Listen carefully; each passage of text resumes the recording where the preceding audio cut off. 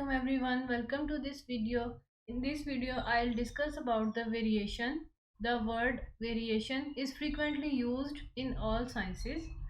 Basically variation का मतलब होगा किसी एक क्वांटिटी का दूसरी क्वांटिटी के रिस्पेक्ट से इंक्रीज या डिक्रीज होना। जैसे ही एक क्वांटिटी इंक्रीज करेगी तो दूसरी क्वांटिटी उसी के हिसाब से उसी की स्पीड से या तो इंक्रीज होगी और या डिक्रीज होगी, और इन दोनों का जो रिलेशन होगा उसको हम वेरिएशन कहेंगे। वेरिएशन की टू टाइप्स हैं, direct variation and inverse variation. Direct variation, if two quantities are related in such a way that increase in one quantity causes increase in the other quantity, then this variation is called direct variation. मतलब एक quantity के increase होने से दूसरी quantity उसी speed से increase करे तो हम इसको कहेंगे direct variation. For example, if y varies directly with regard to a quantity x, we say that y is directly proportional to x and is written as y directly proportional to x. This is the sign of directly proportional. और जब हम इस directly proportional के sign को ख़त्म करेंगे, equality sign लिखेंगे, तो साथ एक कांस्टेंट मल्टीप्लाई करवाएंगे। यहाँ पे k लिया गया, आप कोई भी कांस्टेंट ले सकते हैं, but that constant must be non zero. y is equals to kx, or we can write it as k is equals to y by x. k is not equals to 0. This is the sign of directly proportional, and we can write it as varies as is the sign of proportionality or variation, while k is not equal to 0 is known as constant of variation. अब इसकी example इस तरह से ली जा सकती है। For example, हमारे पास एक कार है जो कि एक फास्ट स्पीड पे मूव कर रही है। अब कार जितनी फास्ट स्पीड से मूव करेगी वो उतना ही डिस्टेंस कवर करेगी। अगर कार की स्पीड कम होगी तो वो डिस्टेंस भी उतना कम कवर करेगी।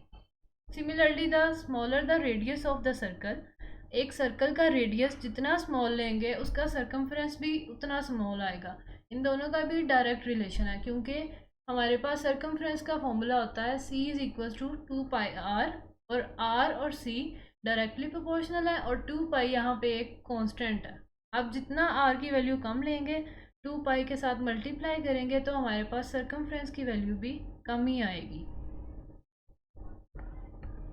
सिमिलरली, एग्जांपल्स गिवन है, find the relation between d of a body falling from rest varies directly as the square of time t, neglecting air resistance.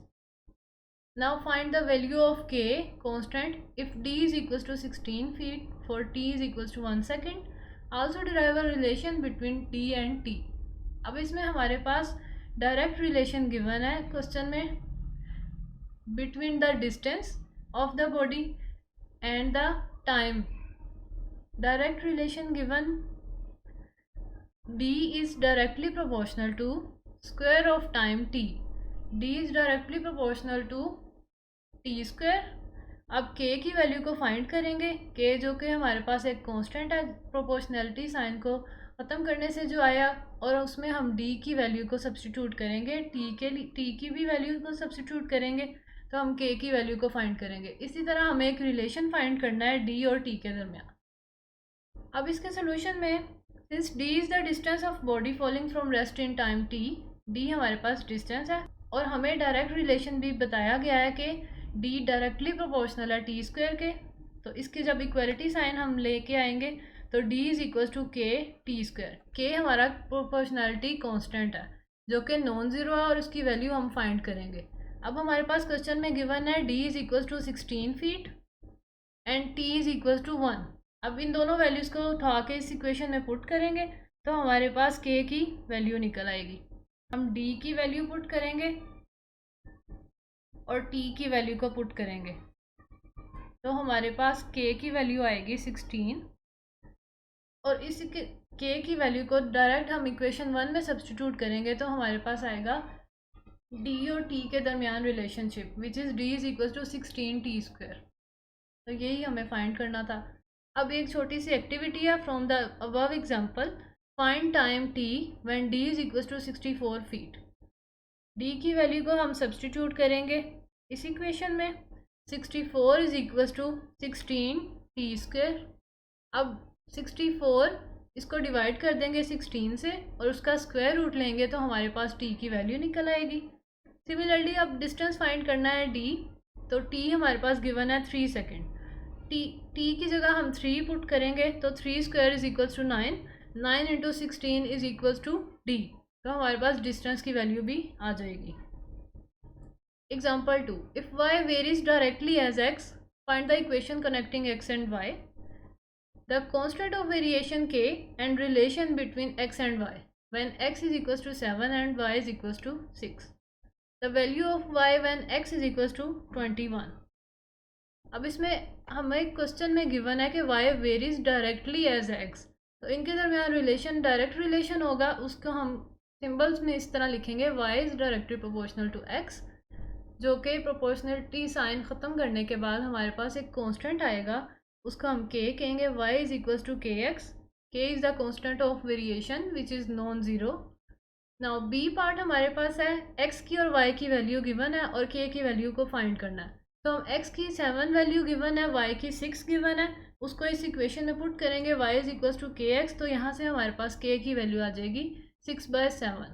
अब k की वैल्यू को इस डायरेक्ट वेरिएशन में put करेंगे, y is equals to के X, k की जगह 6/7, तो हमारे पास एक इक्वेशन आ जाएगी y is equals to 6/7x, और ये x और y के दरमियान रिलेशन आएगा। Now put x is equals to 21 in equation 2। अब हमें सी पार्ट में y की वैल्यू को फाइंड आउट करना है when x is equals to 21, तो हम इक्वेशन 2 में x की वैल्यू को सब्स्टिट्यूट करेंगे और हमारे पास सिंपल y की वैल्यू 18 आ जाएगी। Similarly example 3, a varies directly as the square of r and a is equals to 1782 over 7 centimeter square. This is the unit of area when r is equals to 9 centimeter. If r is equals to 14 centimeter, then find area. अब हमें given है a directly proportional है square of r, यानी radius के square के directly proportional है area, तो हम इसको प्रोपोर्शनलिटी साइन में लिखेंगे a is directly proportional to r square और a is equals to K R square. अब k की वैल्यू को फाइंड करने के लिए हम a की वैल्यू सब्स्टिट्यूट करेंगे और r की वैल्यू सब्स्टिट्यूट करेंगे। k की वैल्यू आएगी 22/7 which is the value of pi. k की वैल्यू को सब्स्टिट्यूट किया और r की वैल्यू को सब्स्टिट्यूट किया इक्वेशन 1 में, तो उधर से हमारे पास एरिया निकल आएगा। Again example 4, if y varies directly as cube of x। ये हर क्वेश्चन में हमें गिवन होगा कि x और y के दरमियान रिलेशन कौन सा है। इस क्वेश्चन में गिवन है y वेरी कर रहा है x के साथ as cube of x cube के साथ y डायरेक्टली वेरी कर रहा है, and y is equals to 81 when x is equals to 3, so evaluate y when x is equals to 5। हमें गिवन है कि y directly varies as the cube of x, तो हम इसको लिख सकते हैं सिंबल्स फॉर्म में, y is directly proportional to x cube और y इज़ इक्वल्स टू के एक्स क्यूब। आप कोई भी कांस्टेंट यूज़ कर सकते हैं, वो ज़ीरो के इक्वल नहीं हो सकता, अदरवाइज़ वो कुछ भी हो सकता है। यहाँ पे k लिया गया, आप a b c कुछ भी कोई भी कांस्टेंट ले सकते हैं। Now put y is equals to 81 and x is equals to 3 in equation 1. We will get the value of k which is 3. Now put the value of k and x in equation 1. We will get the value of y. Inverse relation. अगर एक quantity के increase होने से दूसरी quantity में decrease हो जाए तो इस रिलेशन को हम कहेंगे इन्वर्स वेरिएशन। और इसी तरह अगर एक क्वांटिटी कम हो रही है तो दूसरी क्वांटिटी कम होने के बजाय ज़्यादा हो जाए तो उसको हम कहेंगे इन्वर्स रिलेशन, यानी दोनों सेम स्पीड से एक कम होगी एक ज़्यादा होगी, तो ये हमारे पास इन्वर्स वेरिएशन इन्वर्स रिलेशन होगा। In other words, if a quantity y varies inversely with regard to quantity x, we say that y is inversely proportional to x और y varies inversely as x and is written as y is direct inversely proportional to 1/x।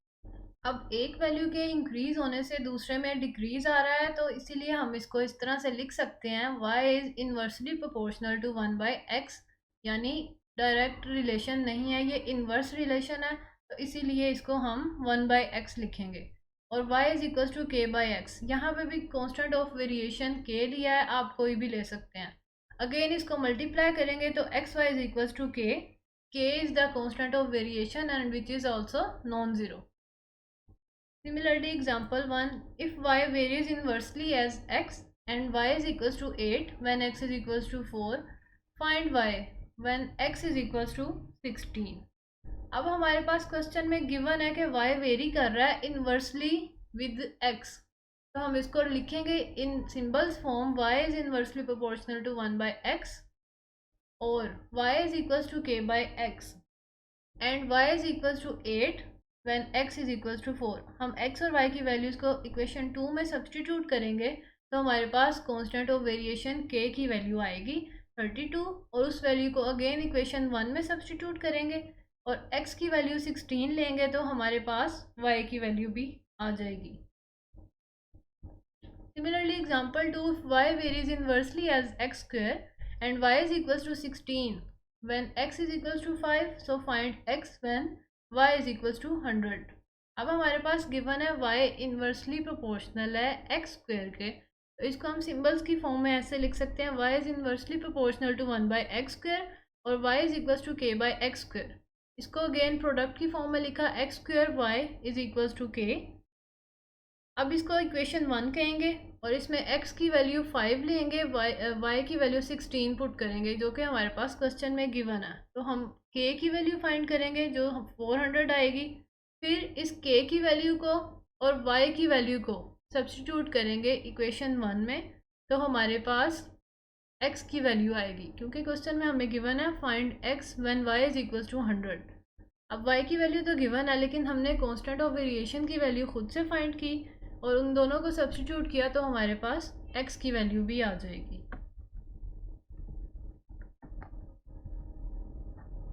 x is equals to plus minus 2।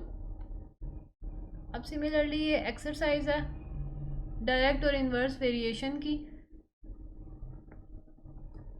Question number 1, if y varies directly as x। अब y का x के साथ direct relation है तो y is directly proportional to x which is equals to y is equals to kx। अब इसमें हम x की और y की वैल्यू सब्सटीट्यूट करेंगे और k की वैल्यू फाइंड करेंगे और आगे y in terms of x, मतलब y को x की फॉर्म में लिखने के लिए हम k की जो वैल्यू फाइंड आउट करेंगे उसको लिख देंगे y is equals to kx। x वैसे ही रहेगा, k की जगह पे उसकी जो वैल्यू फाइंड करेंगे वो पुट करेंगे। सिमिलरली x की वैल्यू 5 पुट करेंगे तो हमारे पास y की वैल्यू भी आ जाएगी और जब हम y की वैल्यू 28 पुट करेंगे और k की वैल्यू हमने ऑलरेडी फाइंड की हुई है तो हमारे पास x की भी वैल्यू आ जाएगी। इसी तरह आप सारे क्वेश्चन देख सकते हैं। डायरेक्ट और इन्वर्स रिलेशन यहाँ पे गिवन है। बेसिकली सारे क्वेश्चंस में हमें x की y की कोई ना कोई वैल्यूज़ गिवन होंगी और साथ उनका रिलेशन बताया जाएगा। हम उस रिलेशन को यूज़ करते हुए k की वैल्यू निकालेंगे और k की वैल्यू को मेन इक्वेशन में सब्सटीट्यूट करने से हम किसी भी वेरिएबल की वैल्यू फाइंड आउट कर सकते हैं। Now this is for today's lecture. Hopefully you will understand the topic. If you have any question regarding direct or inverse relation, you can ask me in comment section. Thank you so much.